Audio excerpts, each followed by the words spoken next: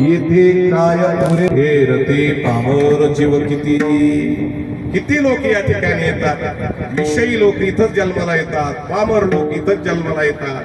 अर्थार्थ प्राप्त करून देणारे जिज्ञासू लोक इथंच या ठिकाणी जन्माला येतात. म्हणून ही सृष्टी सबंध प्राणी मात्राला जन्म घालण्यासाठी आहे. कारण पुन्हा आल्यानंतर जावंही लागणार आहे, लक्षात ठेवा. म्हणून जन्म मृत्यू जरा व्याधी पीडितै कर्म बंधन.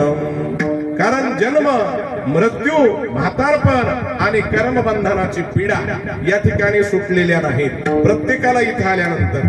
म्हणून या देहाला प्राप्त झालेल्या जीवात्म्याला तुकोबराया या ठिकाणी काय सांगतायत तर आता तरी पुढे हाची उपदेश नका करू नाश आयुष्याचा.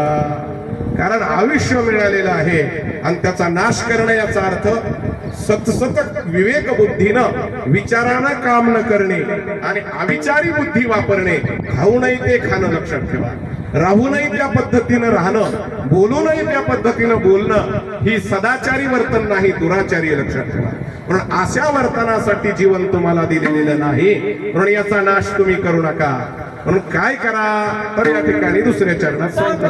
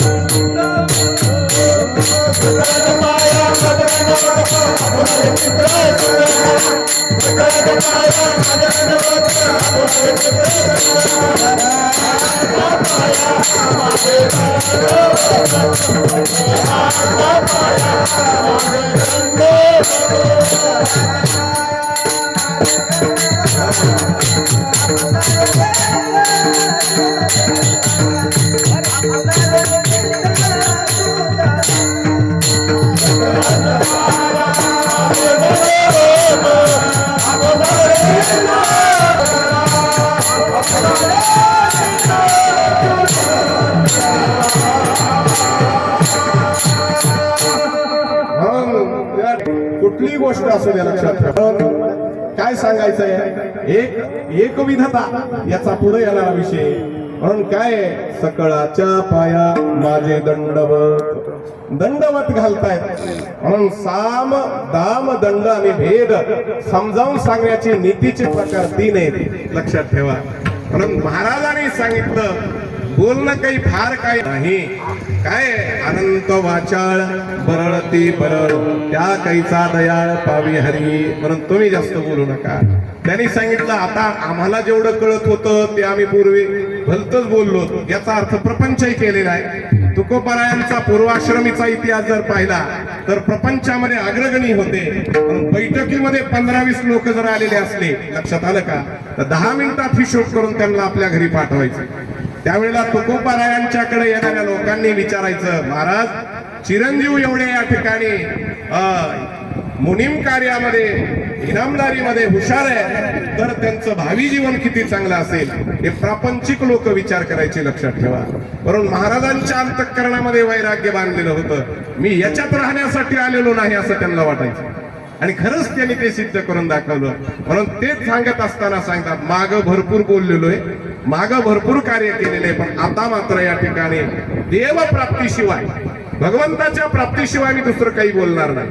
म्हणून काय करतो तुम्हालाही सांगतो, कारण आम्ही तुम्ही या ठिकाणी जे की मित्र मित्रावर प्रेम करत असतो, संत संतांवर प्रेम करत असतात, भक्त भक्ताची मैत्री या ठिकाणी असते, तसं तुकोबाराया सांगतात, माझ्यामध्ये तुम्ही जवळ आलेले आहेत आणि तुम्ही माझे प्रमाण चाली या ठिकाणी गायन मृदंग सगळा साथ एकरूप करून लोहगाव सारख्या ठिकाणी कीर्तन केलं आणि शिव छत्रपती महाराजांच्या येणाऱ्या प्रतिकूल परिस्थितीवर त्या ठिकाणी मात दिली. याचं कारण आहे सर्वच शिवबा तयार झाले आणि म्हणून या ठिकाणी यवनाला वाटलं की कुठला शिवाजी खरा समजा परत गेले. लक्षात ठेवा, हे सामर्थ्य कशातून प्राप्त झालं? कीर्तन नावाच्या भक्तीमधून तुकोबारायांनी केलं आणि त्यावेळेला तुम्ही माझ्या बरोबर होता. आजही तुम्ही माझ्या बरोबरच आहेत आणि पुढेही राहणार आहेत. परंतु मी सांगतो काय करावे, देवाचे चिंतन